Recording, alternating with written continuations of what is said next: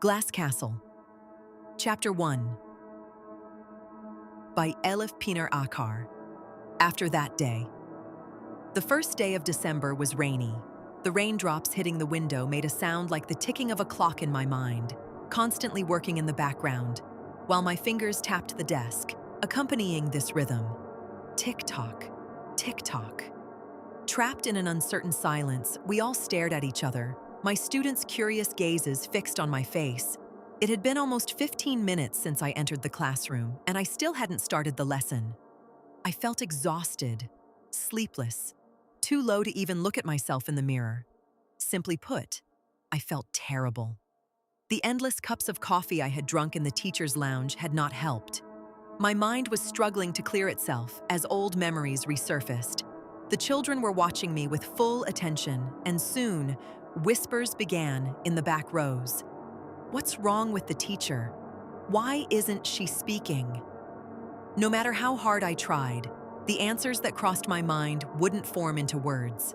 Speaking is not always the solution, children. Sometimes silence is the best choice. I needed to pull myself together, focus on the present, and leave the past behind. After all, life goes on, and time flows relentlessly. One thing was certain, though. The unstoppable flow of time had a serious disagreement with the cycle of life. I guess, just like the human race, it was a race against fate over time. I wish I could turn back time. Yet, everything had started so beautifully. Like any provincial teacher, my dream had come true, and it had been about 3 months since I was assigned to a large, comfortable school with wide hallways, heating, and everything in place. A new city, new teachers, new students, a new life.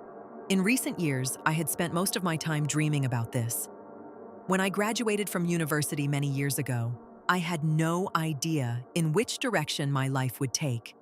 As I evolved from childhood to adulthood, the paths fate laid out for me became clearer.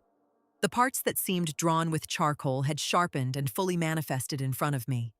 I remember that when the assignments were first announced, I was so excited that I couldn't sit still, and I went out to celebrate with my roommates. It was our last night of fun together.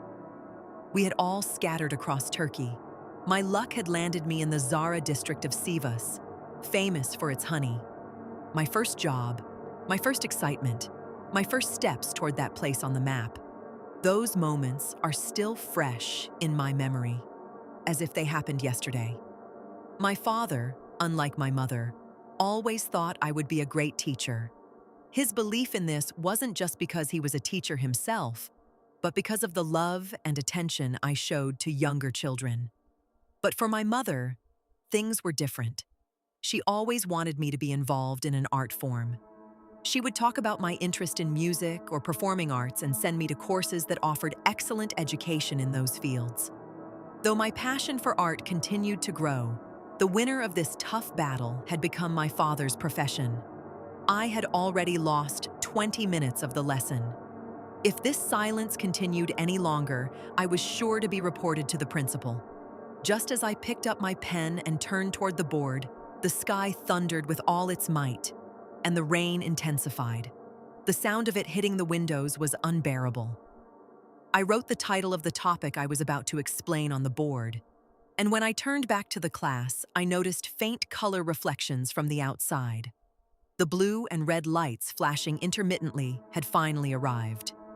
As vehicles entered the schoolyard without slowing down, the events in my mind rushed at the same speed.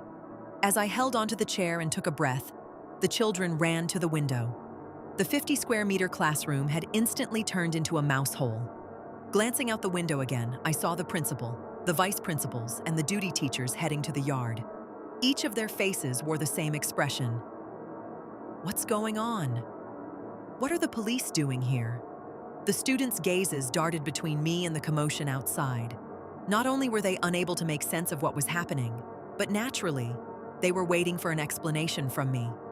Even as the police walked towards the school in the pouring rain, I looked at my wrists. Though deep marks were starting to fade, the wounds on my soul would never heal. I was condemned to live with the devastation in my heart.